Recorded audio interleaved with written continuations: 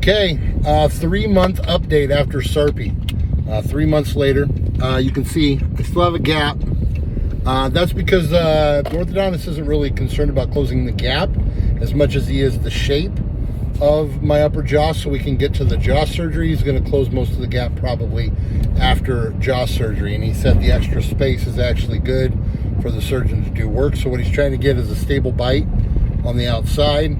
I have a TPA, I think is what it's called, transpalatal arch or something, or transpalatal something.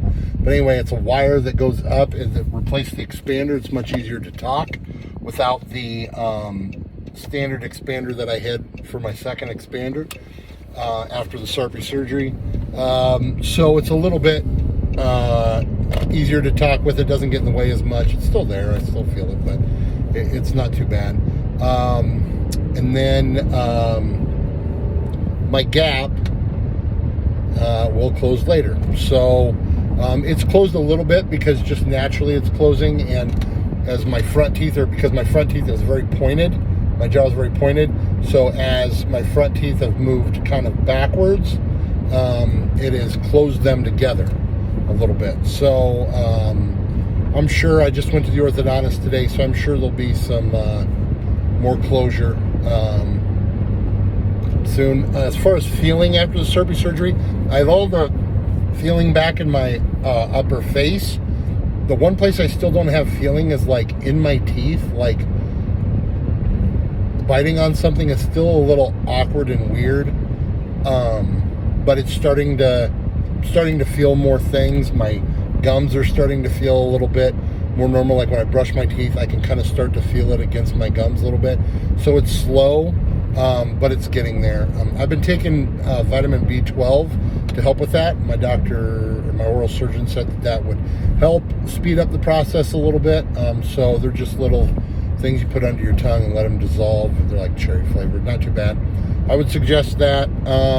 But other than that, things are good. So a couple updates on my progress, or on my surgery. My surgery was originally scheduled for the 14th. I don't believe I'm going to be there in time for the 14th. It's probably going to be a week later, if possible.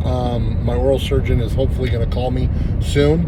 I have changed oral surgeons because my original Dr. Hool, she is now graduated. She was the kind of the resident, head resident at the time, and she is now gone. And another Dr. Munaretto is taking over at UIC, is taking over my case. So I will be working with him now. So I'm waiting for him to give me a call so we can kind of discuss some things. So right now I'm looking at possibly the 21st. That being said, I have another issue going on right now, which is kidney stones. I found out on Monday of this week that I have 3 kidney stones that are up in my kidney and causing some problems, and not pain, but some burning and some blood and some things. So I'm gonna have to have those removed, which is kind of putting a kink in this whole process. So hopefully on the 1st of July, next Thursday, the 1st of July, I'll meet with the urologist, and then we'll schedule hopefully for the 12th is the plan for removing these, as long as there's not an emergency situation before that. So they're so big that it's going to be tough for me to pass them. In fact, one of them I won't be able to pass. So they're going to go up and get them. I only have one kidney. I just have my right kidney. I had some problems in high school. So right now I've got some kidney problems that I'm dealing with, or, kidney issues. So there are some potential downfall of having this situation, but hopefully everything goes well and they do what they need to do, and we can solve this problem and get those things out of there before they become a much bigger issue, which with having one kidney, a kidney stone can be a big problem. So I'm going to have to talk to him about, changes in diet and things like that in order to help with avoiding those. But other than that, so I'm hopefully on the 12th I can have that. That's a surgery on the 12th, the general anesthesia, and then hopefully on the 19th, then they will remove the stent that they put in there, and then on the 21st I'll be able to have my surgery. But I don't I don't know for sure how that's going to go. I will meet with Dr.